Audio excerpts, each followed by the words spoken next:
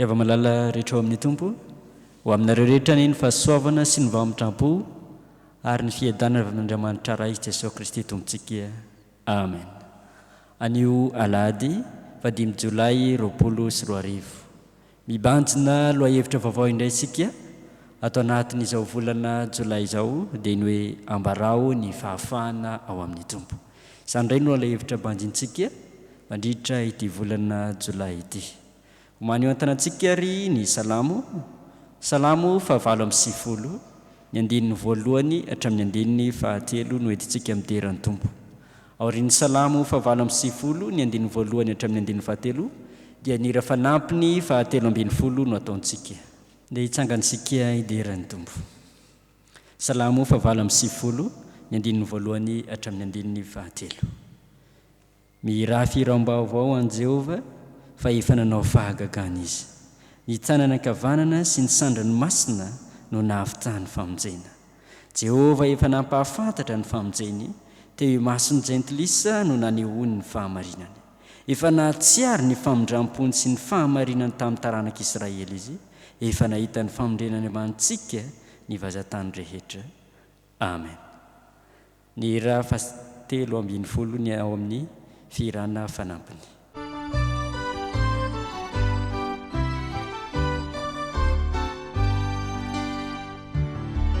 Mirafiram-baovao ho an'i Jehova ritany, mirafirana ho an'i Jehova.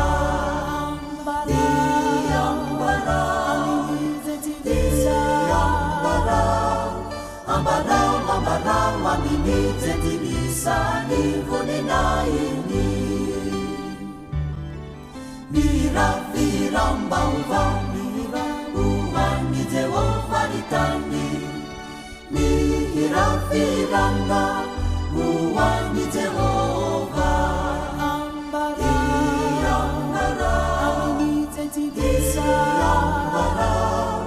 Ambarao amini jentilisa ny vonenainy. Mirafirana mirabaovao, Mirafirana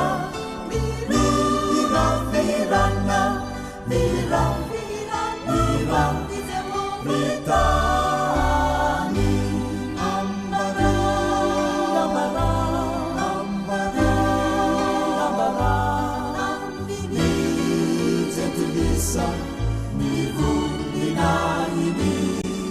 Ambarao amini jentilisa fa Jehova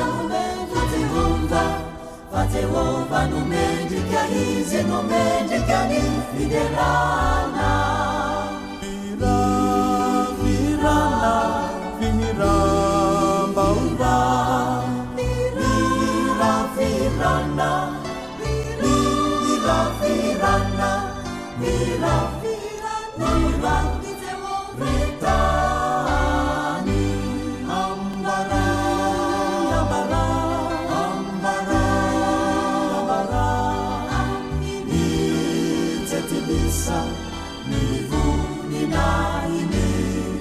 Ambarao amini jentilisa fa Jehova no mendrika izy no mendrika ny fiderana.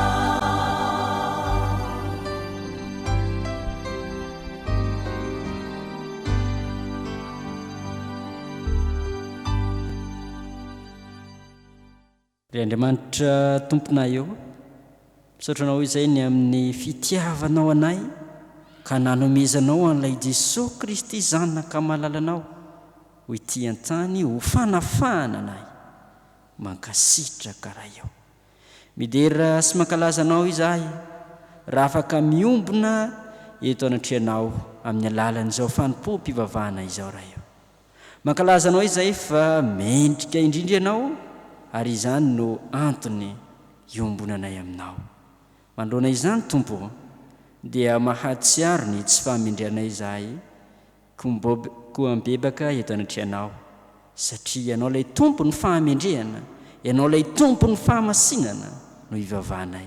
Kanefa Tompo tsy mba manana izany izahay no efa tsy mendrika indrindra, izahay no efa ratsy indrindra. Mamindrafo aminay Tompo, tsy niaina izany famendrehana nanao izany zay, ko mamindrafo aminay ray eo mamelany elokay. Ankehitriny ary dia misaotra anao izay fa raha miaiky ny tsy fahatanterahana izay dia mamindra fo sy mamela ny elokay anao. Eny manadio anay ho afaka ny amin'ny tsy fahamarinana izay efa niainanay izahay. Keo ankehitriny ary ray eo raisinay amin'ny finoana sy fifaliana ny famelan-keloka izay omenao anay anio, mankasitraka Tompo. Ankehitriny ary mangataka aminao izay ny mba hanatrehanao anay amin'ny alalan'ny fanainao masina, mba hiasa aty anatinay, hitarika anay amin'izay rehetra ataonay, mba hahatonga anay ho tafaray marina tokoa ao aminao Andriamanitra, ary indrindra Tompo mba ho ataonay ho voninahitra ao irery any izao fanompoana tanterana izao. Amin'ny anaran'i Jesosy Kristy ilay efa nanafaka anay no angatsana izany. Amen. Tonga amin'ny fotoana ianonan'ny ten'Andriamanitra isika, ko ataontsika ny hira 470 ny andiny voalohany. Ao anatin'izany no hitsangana ny mpanompon'Andriamanitra hivavaka sy hamaky ny soratra masina.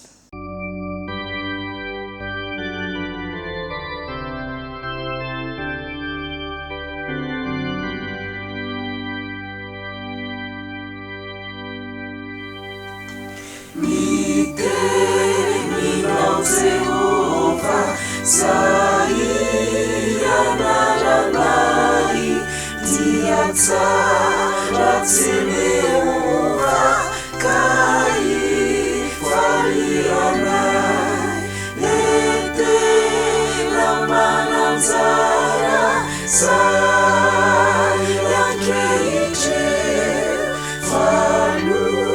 fatsara fara no azo aminy.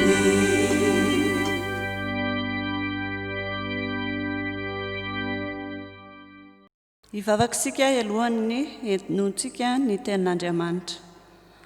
Saotranao izay ry Andriamanitra kainay eo fa mbola tsy diso anjara amin'ny fitiavanao, ka manana izao fotoana izao indray ahafahanay miaino sy mandray ny hafatra avy aminao. Koa dia mangataka amin'ny fanainao masina izahay Tompo, hiasa mahery aty anatinay ahafahanay mandray izany. Saotra ray eo. Amen. Ny tenin'Andriamanitra izay hovakintsika dia araka ny hitantsika ao amin'ny bokin'i Isaia 1:20 andininy 7 ka hatramin'ny 1:11. Dia ho tohizana ao amin'ny filazantsara ny soratan'i Jaona 7 andininy 13 ary ho faranana hatramin'ny 7:30. Ary farany ao amin'ny asan'ny apôstôly 9:20 andininy 12 ka hatramin'ny 12. Rehefa hita dia rahantsika mamaky amin'ny anaran'ny Tompo. Mifoaza ry sandrin'i Jehova, mitafy hery. Mifoaza tahaka ny tamin'ny andro fahiny, dia tamin'ny taranaka lasa ela. Tsy ianao va ilay nitetika an-Rahaba sy ny tompoka ny drakona? Tsy ianao va ilay nahamaina ny ranomasina, dia ny rano ao amin'ny lalina indrindra, ka nanao ny ranomasina ho lalana alehan'ny navotana? Eny, ny navotan'i Jehova iverina ka hakany ziona amin'ny fihobiana, ary ny fifaliana mandrakizay no ho eny amin'ny dohany. Hahazo fifaliana sy faharavoravoana izy, ka dia andositra ny alahelo sy ny fisentona. Amen. Raha lehilahy namaly azy hoe mba mahagaga tokoa lahy izany, fa tsy fantatrareo izay nihaviany, nefa nampahiratra amin'ny masoko izy. Fantatsika fa Andriamanitra tsy mihaino ny mpanota, fa izay mivavaka aminy sy manao ny sitrapony no henony. Hatr'izay dia tsy mbola rehefa nisy nampahiratra ny mason'izay teraka jamba. Raha tsy avy amin'Andriamanitra izany lehilahy izany, dia tsy mahefa na inona izy. Ary namaly ireo ka nanao taminy hoe tena teraka tamin'ny ota ialahy, ka ialahy indray va no mampianatra anay, dia noroahina izy. Jesosy nandrefa efa noroahany raha lehilahy, ary rehefa nahita azy izy dia nanao hoe mino ny zanak'Andriamanitra va ianao? Raha lehilahy namaly ka nanao hoe iza moa no izy tompoko mba hinoko azy? Hoy Jesosy taminy, efa nahita azy ianao, sady izay miresaka aminao izao no izy. Ary hoy izy, tompoko, mino aho, dia ny akoho ka teo anatrehana izy.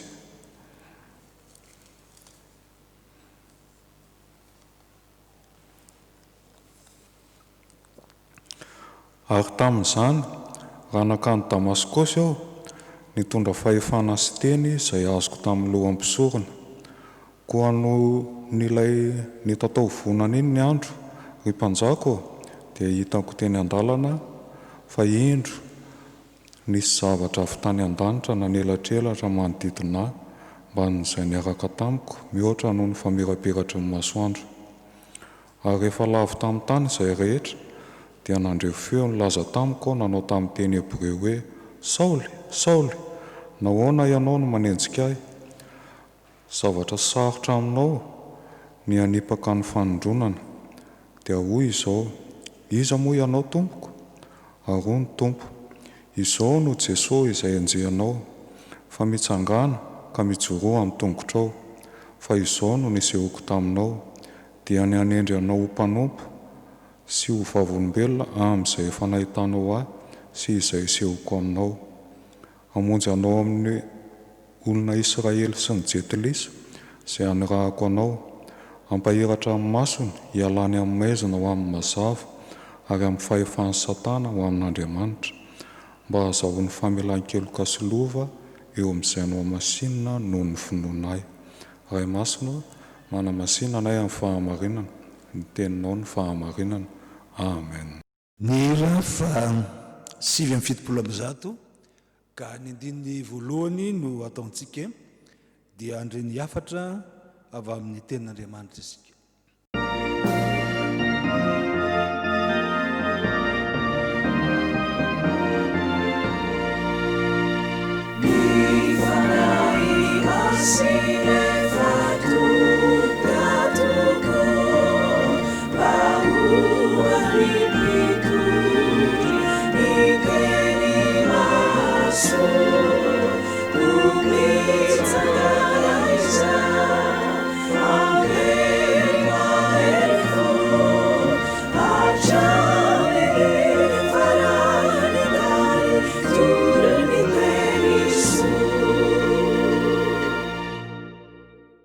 Mbola ampitongona aminareo marakariva ny hery havana, ny fahasoavana sy ny fiadanana avy amin'Andriamanitra ray sy Jesosy Kristy tompontsika.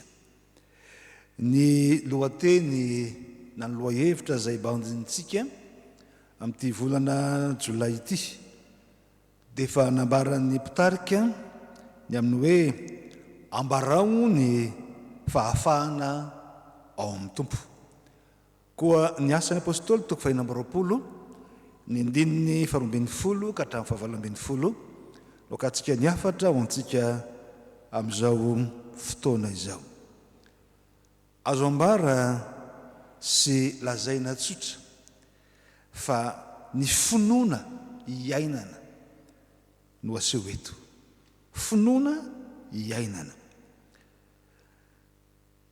Ny asan'ny apôstôly toko 9 dia ahitantsika ny fijoron'ny Paoly vavolombelona teo anatrehiny Agripa sy Festosy izay mpanapaka sy mpitondra ny fanjakana tamin'izany fotoana izany. Ny rovany ny amin'ny finoana izay notoriany teo anatrehiny rahalahy ny teny Josy sy ny jetilisa. Ary tao anatin'izany no nilazan'ny Festosy hoe ry Paoly ao, verisaina ianao, ny fianarana be loatra no efa nahaverisaina anao. Eo amin'ny andininy 220 amin'ity toko 120 no tantsika izany. Ho kosa nefa Paoly, tsy verisainao ry Festosy tsara indrindra, fa mandahatra teny fahamarinana sy fahononana. Zany hoe tsy adala aho, fa matoky amin'izay inoko aho, fantatro izay inoko, miaina ary velomino zany finoana zany apahany amin'izany finoana iainana izany no hitantsika eto amin'ity asan'ny apôstôly toko 20 ny 12 ka hatramin'ny 20 ty zay anambaran'ny paoly fa mihoatra no ny maha-olombelona ny fitiavan'Andriamanitra ao amin'i Jesosy Kristy. Zany fitiavan'Andriamanitra ao amin'i Jesosy Kristy zany dia tsy azo ny sain'olombelona tankarina.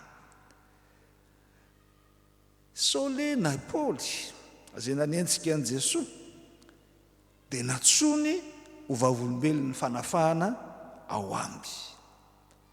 I Paoly raha nandahatra dia nilaza fa fariseo izy, zany hoe mpitana ny lalam-pivavahana ary sary-piaro tamin'izany fampiarana, zany lalam-pivavahana niombonany tamin'ny paray-firenena aminy dia ny Jiosy zany. Ary zany fahasary-piarony tamin'izany lalam-pivavahana zany na ny fona zay nitazoniny no tsy nanekeny an' Jesosy ho Andriamanitra ka nahatonga azy nitady ny fomba rehetra anenjena ny kristianina nareo mpanaradia ny Kristy. Ary dia mbarany fa verisaina izy tamin'ny fahatezerana ka nanentsika hatrany amin'ny tanàna ivelany faritra tokony adiny toy izy hitantsika dia tany Damaskosy. Zany fahatezerana mirehatra zany no ny amin'ny fiheverany fa Jesosy Kristy dia ao anatin'izay fampianarany diso ny finoana azy nanenjehan'ireo kristianina. Teo natrehan'izany indrindra nefa no napahitany Jesosy ny famirapiratany voninahiny, no napahitana sy niazonany azy tamin'ny fitiavana. Eo amin'ny 10:20 zay lazana hoe sarotra aminao ny andà ny amin'ny fanindrina dia filazana fa no azonina sy fatoran'ny tompo tamin'ny fitiavana azaka. Zay atsirovana ny tenin'ny teolojianina malaza anankiray ny hoe nazon'Andriamanitra tamin'ny fitiavany teo amin'ny vozoko ka tsy afaka niala amin'izany. Tak'izany koa Paoly nafahana tamin'ny tsy finoana an' Jesosy ka natsangany tamin'ny tongony roa. Ary zay no hitantsika mitsangana amin'ny tongotrao. Ohatra ny mahavariana ihany mantsy zany hoe olona mitsangana ka aiza moa tsy amin'ny tongotra, fa ilazana tsara fa ny fitsanganana amin'ny tongotra dia ao anatin'izay famerenana ny endrik'Andriamanitra eo amin'ny olona ka atsiarovan'ny saina tsara, tsy nofy fa tena marina ny fahitana hitany, na tena natao iainana zany finoana izany. Io fahatsapana io fitiavan'Andriamanitra io no tena mampitsangana ny olona.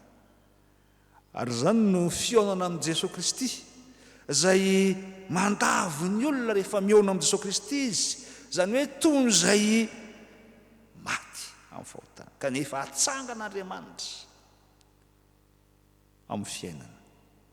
Ary dia Paoly dia afaka tamin'izany tsy ny lalam-pivavahana tamin'izay nahafariseo azy intsony no manosika azy fa ny fitiavan'Andriamanitra. Ary zany moa ny fomba fitenin'ny Paoly fa ny fitiavan'Andriamanitra no manery anay, ary zany no ahatsapany sy ahafahany joro vavolombelona ny amin'izay antsony hoe fahamarinana sy fahononana zay mitondra ho amin'ny fitondran-tena marina dia ny fahatokiana sy ny fiorenana mafy amin'ny finoana Jesosy Kristy. Ravina malala i Paoly zay miatrika fitsarana no hitantsika, ary mety afara amin'ny fanamelona ho faty zany. kanefa eo anatrehan'izany finoana iainany na ny fitiavan'andriamanitra zay tsapany na mpitsangana azy tsy anana ny fiainana dia resy lahatra ny amin'ny finoanan'i Jesosy Kristy zay maty kanefa nitsangana tamin'ny maty Andriamanitra velona izy dia sa manambara tsy ampiambambana zany fijoroan'ny vavolombelona izany. Isika koa ankehitriny na dia tsy miatrika fitsarana tahaka ny Paoly azy dia miatrika kosa zava-tsara, miatrika mihitsy aza zay fietrentsika ny fanoerana ny valanaretina Covid-19 zay mampivarahontsana tokoa satria miteraka fahafatesana maro. Ny fanontaniana zay tokony hovaliantsika, mahatana ny finoana ny Jesosy Kristy velona ve isika zay manana hery sy fahefana manafaka sy mitondra ny olona indray amin'ny fahitana ny fitiavan'Andriamanitra. Tahaka an'izay nampahiratana ny mason'ilay lehilahy zay jamba, ka na dia teo anatrehny manam-pahefana aza dia sa nanambara fa zanak'Andriamanitra na Andriamanitra Jesosy, ary izy no nampahiratra ny masony, zany hoe nameriny indray ny fiainany ka nahitany fahazavana mahagaga mitondra azy amin'ny fiainam-pahafahana. Raha manana an'izany finoana zany tokoa sika ry havana dia anana fitondran-tena mifanaraka amin'izany na ao an-trano zany. Ny zavatra manahirana sy hitantsika matetika dia ny filazana fa manerana an'izao tontolo izao raha atao anatin'ny fioboana ny tokantrano maro, raha niheverina amin'ny lafiny tsara fa ampifandray sy ampifanakaiky ny mpianakavy zany, dia maro kosa nefa ny endrika zay fisian'ny herisetra ao anatin'izany fiainatokantrano zany. Toy izay tsy manam-pinoana ka very fanantenana ka tsy mahafehy intsony ny fihetseham-po ka mitondra tena tahaka ny olona tsy manam-pitiavana ao anatin'ny fiarahamonina. Raha matsinjo sy mahita ny fahasairana teraka izany dia betsaka ny manararoatra eny mampiasa zany fotoan-tsarotro zany aza mba anaovana zay animba ny hafa. Ry havana malala ny fanafahana ao Kristy, ilay fitiavan'Andriamanitra nomena antsika zay afaka manana ny hery satria Andriamanitra velona no afaka mitondra fiainana sy fahavelomana ho azy ho anao koa tazony mafy zany finoana izany. Fa ny faharoa zay ambaran'ny Paoly sy jolo vavolombelona dia tamin'izany finoana iainany zany dia zay andrasan'i Jesosy taminy no asehony faharoa dia tsy inona fa ny anokatra ny mason'ny olona ahitany fanafahana na famonjena amin'ny finoana ny Jesosy, mba hampahiratra ny mason'ny olona ho amin'ny mazava ary ho afaka amin'ny fahefan'ny Satana, zany hoe amin'ny fanandevozana amin'ny fanaovan-dratsy. Eny ho amin'izay tsy fahatsapana fa na ny asa atao aza dia toy izay manandeha fa tsy mitondra fahavelomana na fiainana ka manjary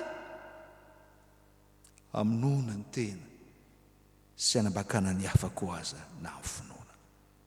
Fa nitarika ny olona mba ahiratra ny masony ka ho tonga iaona amin'i Jesosy Kristy handray azo tombo sy mpamonjy ka anana ny fahazavana zay mitondra fiainana ao amin'Andriamanitra ka amerina azy indray iaina ny fibebahana na hiala amin'ny fanao ratsy rehetra ka ino an' Jesosy Kristy mba hadovan'ny fiainana ao aminy dina ankehitriny ary raha tsy zay ao amin'ny fantanteran'ny fanjakan'Andriamanitra. Ry havana manana asehon'ny Paoly fa efa sitrahany zay rehetra mino izany fiainana ao Kristy izany ary zany fisitrahana zany fahafahana ao Kristy izany anefa ihany koa no tonga adidy sy andraikitra zay mino ary zany no niantsonany Paoly Jesosy eto zany no sehony taminy dia niatonga azy ho mpanompony sy ho vavolombelona ny amin'izay nisehony sy niaonany ary nanolorany azy indray ny fiainam-baovao ary dia zany koa no setry ny andrasan'ny tompo amin'izay rehetra efa nandray azo tompo sy mpamonjy dia nitory zany fitiavan'Andriamanitra amin'izao tontolo izao arak'izay hitantsika ambaran'i Jaona ao amin'ny Jaona 3:7 hoe fa toy izao ny fitiavan'Andriamanitra izao tontolo izao nomeny ny zanany latokana mba tsy ho very izy rehetra mino azy fa anana ny fiainana mandrakizay. Zany finoana iainana izany zay mitarika ny fizarany izany amin'ny hafa no setriny andrasan'i Jesosy amin'izay rehetra natsoa ny vavolombelona ny fahavelomany na ny maha-Andriamanitra velona azy. Zavana malala efa tena miaina ny finoantsika ve isika sa fahalalana ara-tsaina ihany zany mantsy no zava-manahirana betsaka no manambara sy milaza sy omino an' Jesosy Kristy kanefa dia tsy taratra eo amin'ny fiainana tsy hita eo amin'izay atao tsy tsapa eo amin'ny fitondrantena zany finoana iainana marina izany ka anambarana ny fahamarinana ho amin'ny fahononana zany hoe ny fananana ny fahazavan-tsaina mitondra fahavelomana tanteraka raha mbola fahalalana ara-tsaina ihany mety hitoerantsika dia oka angataka ny fanahy masina isika ahitantsika tokoa ny fitiavan'Andriamanitra antsika ary zany fahatsapahantsika fa tiantsika tokoa Andriamanitra tamina nomezany an' Jesosy maty teo amin'ny hazo fijaliana nefa nitsangana tamin'ny maty mpananantsika ny fiainana dia zany no hitarika antsika tokoa ao amin'ny tena fitiavana azy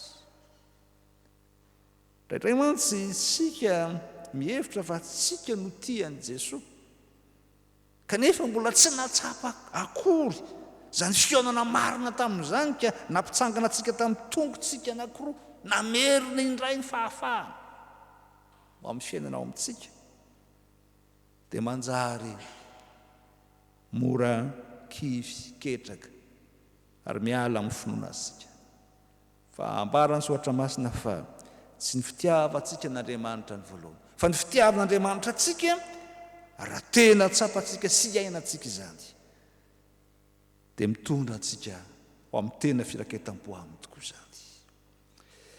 Io fitiavan'Andriamanitra io ry havana dia toy ny hafaliana ary ny olona izay manana hafaliana dia tsy afaka ny amiana na hiazona na hitana izany hafaliana izany ho azo fotsiny ihany fa tia izary izany amin'ny hafa tia hanambara sy hitory izany amin'ny hafa ary zany no mahatonga ny Paoly lazany hoe lozako raha tsy mitory ny filazantsara raha tsy manambara zany vaovao mahafaly ny amin'ny finoana ny Jesosy Kristy manafaka izany manafaka amin'ny herin'ny fahafatesana ka mamindra ao amin'ny fiainana.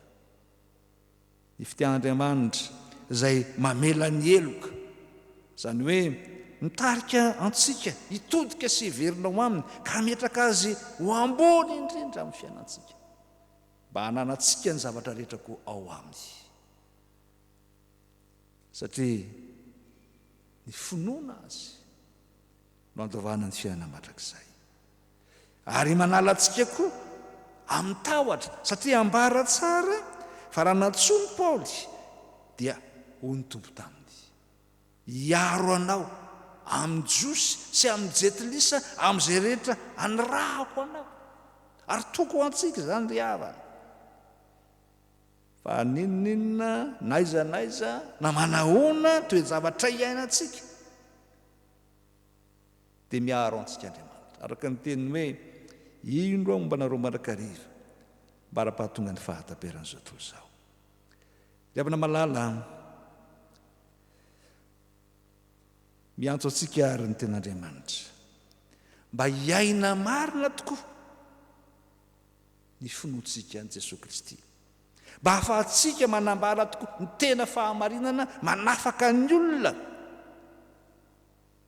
ho amin'ny endriky ny faharatsiana rehetra no ny asa sy ny herin'ny Satana, fa hamindra azy ao amin'ny fahazavan'Andriamanitra mba hahita tokoa ny fanafahana mitondra fiainana ary anana ny fitondran-tena izay setry ny fitiavan'Andriamanitra azy, ka fa mijoro vavolombelona na amin'ny andro sarotra na amin'ny andro mora na amin'izay mety etrena ny fahafatesana na amin'izay ahitana ny fiainana, kanefa dia ny amin'ny fiainana indrindra no itoman'Andriamanitra antsika hiaino ary ny finoana ao amin'i Jesosy izay velona, fa izany no hitantsika fiainana amin'izao andro izao, fa ny fandresena izay tsika mandresy izao tontolo izao ny finoantsika. Ny tompony ampitoetra antsika amin'ny finoana azy mba nanantsika tokoa fiainana ao aminy, ka andresentsika izay endriky ny fahefana ratsy rehetra, fa hitoerantsika kosa ao amin'ny mazava dia ao amin'Andriamanitra rain'i Jesosy Kristy. Amen.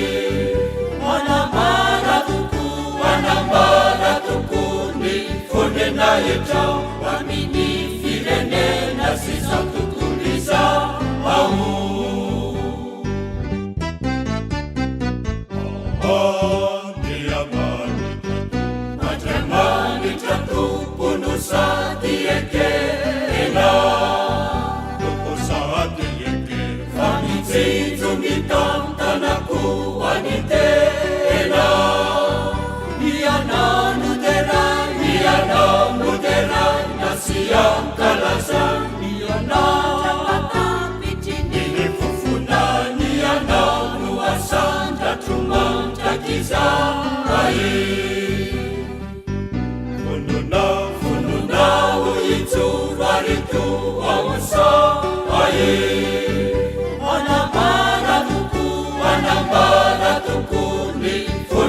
rehetra amin'ny firenena sy zao tontolo izao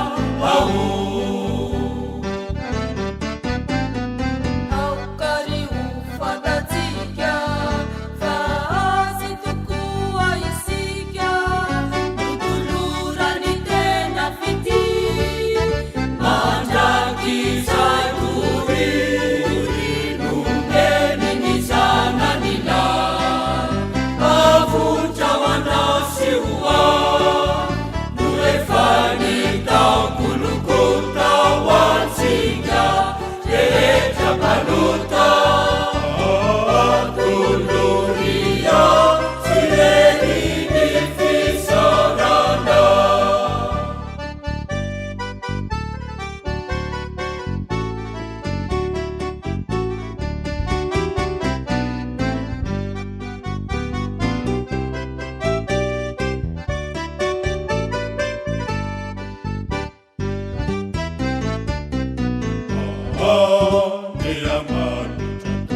Andriamanitra tompony fampanarana be fiantra ianao ary koa be fitiavana fa tena mitsinjo ary tsemba mandamiramiramino sy mahatoky anao Andriamanitra anao manasoa sy manava ny voary rehetra minisa tontolo izao aidina isika tendra isika olombelonako eo anatreany tolorany ny somo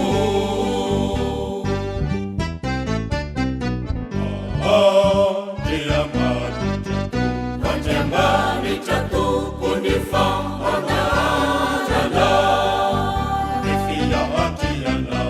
fiantra ianao ary koa be fitiavana fa tena mitsinjo ary tsemba mandamiramiramino sy mahatoky anao Andriamanitra anao manasoa sy manava ny voary rehetra minisa tontolo izao aidina isika tendra isika olombelonako eo anatreany tolorany ny somo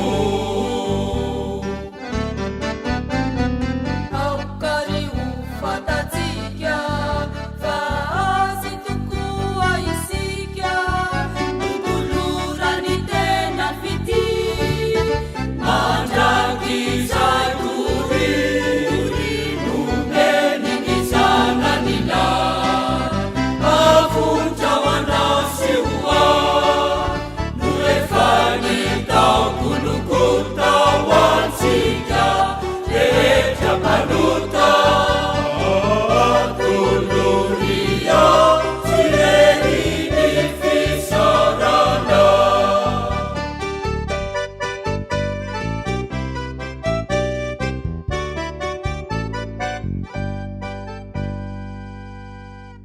dia mbola hiaraka iomombavakitsika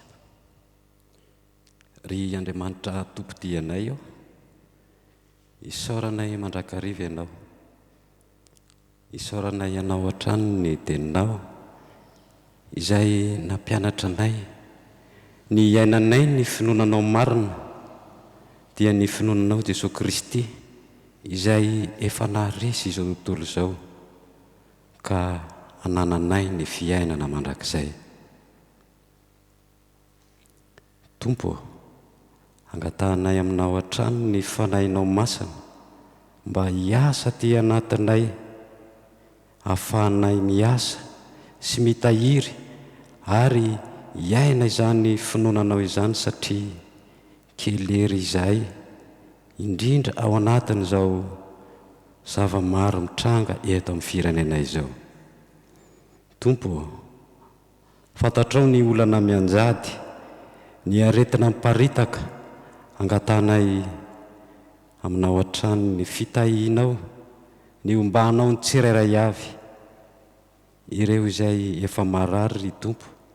Ianao asitrana azy, ianao amangy azy amin'ny tana maherinao, naizanaiza misy azy ireo, aza vela ho kivy sy ketraka satria manana anao izay nahary izao rehetra izao.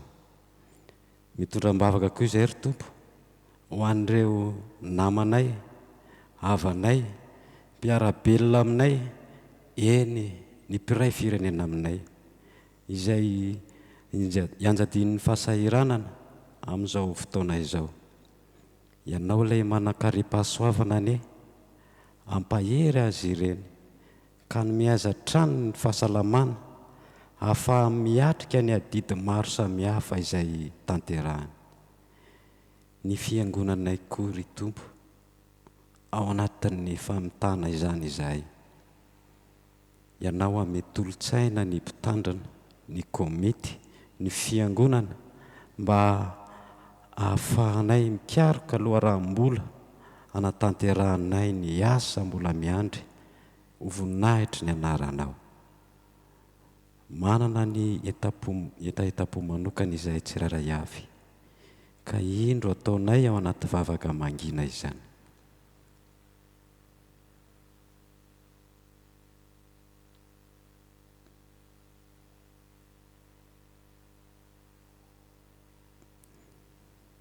Misaotra ry tompo fa mihaino vavaka ianao ary mahafaly anay ny manakambana izany vavaka izany amin'ilay vavaka nampianaranao ny mpianatra ao faizay manao hoe: rainay izay ny an-danitra, ho amasinany ny anaranao, ho tonga ane ny fahanjakanao, atao ane ny sitrabonao, ety an-tany tahaka ny any an-danitra, omeo anay an'io ny anina sahaza ao anay, ary mamela ny elokay tahaka ny namelanay izay meloka taminay, ary aza mitondra anay ho amin'ny fakapanahy, fa manafahanay amin'ny ratsy, fa anao ny fanjakana sy ny hery ary ny voninahitra mandrakizay. Amen. Dia hitsangantsika hanoe ny finoantsika eo anatrehan'ny tompo sy eo anatrehan'izao tontolo izao. Ny fanekempinoana apôstôlika na ny fanekempinoana laharana voalohany no ataontsika amin'izany.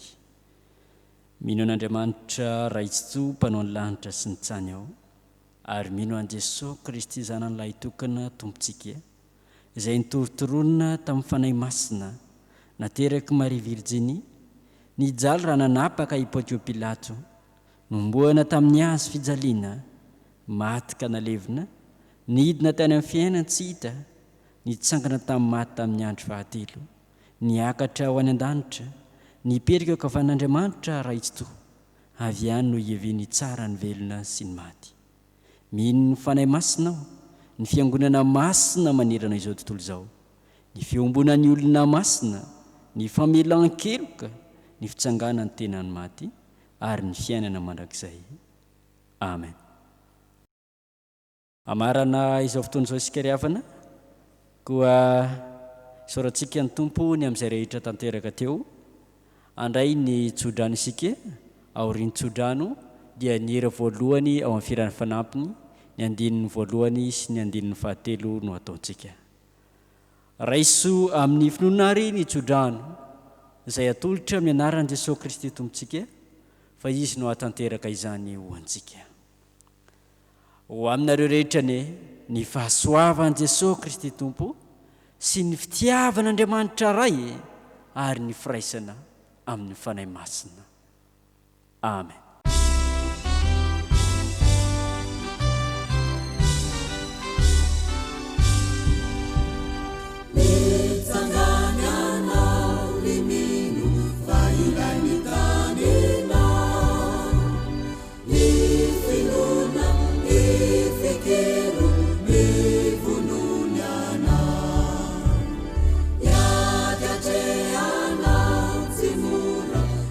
Saruta tuku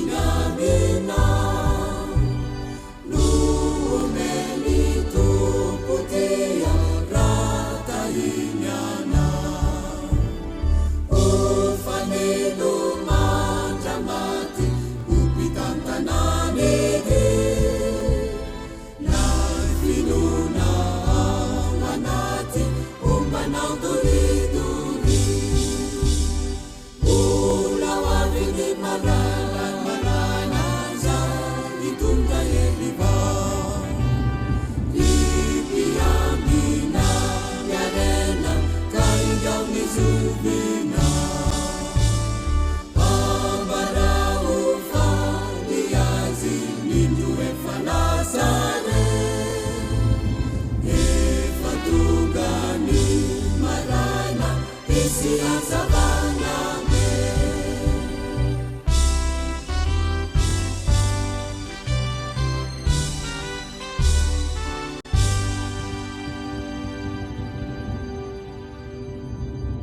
ho an'andriamanitra irereneny voninahitra amin'ny anaran'ny iray sy ny zanaka ary ny fanahy masina amen.